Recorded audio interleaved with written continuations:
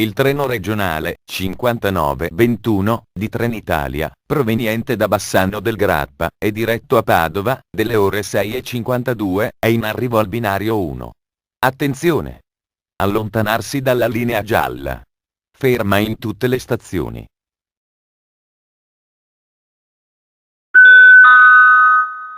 Il treno regionale 5922 di Trenitalia, proveniente da Padova e diretto a Bassano del Grappa, delle ore 7:08, è in arrivo al binario 1.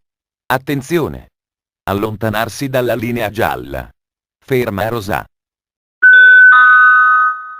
Il treno regionale 5929 di Trenitalia, proveniente da Bassano del Grappa e diretto a Padova, delle ore 11:52, è in arrivo al binario 1. Attenzione! Allontanarsi dalla linea gialla. Ferma in tutte le stazioni. Il treno regionale 5928 di Trenitalia, proveniente da Padova e diretto a Bassano del Grappa, delle ore 12:08, è in arrivo al binario 1. Attenzione! Allontanarsi dalla linea gialla.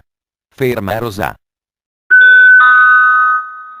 Il treno regionale 5937 di Trenitalia, proveniente da Bassano del Grappa e diretto a Padova, delle ore 16:52, è in arrivo al binario 1. Attenzione! Allontanarsi dalla linea gialla. Ferma in tutte le stazioni. Il treno regionale 5936 di Trenitalia, proveniente da Padova e diretto a Bassano del Grappa, delle ore 17:08, è in arrivo al binario 1. Attenzione! Allontanarsi dalla linea gialla. Ferma a Rosà.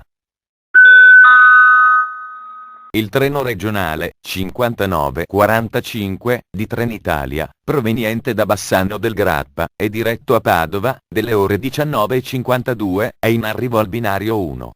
Attenzione! Allontanarsi dalla linea gialla. Ferma in tutte le stazioni. Il treno regionale 5944 di Trenitalia, proveniente da Padova e diretto a Bassano del Grappa, delle ore 20:08, è in arrivo al binario 1.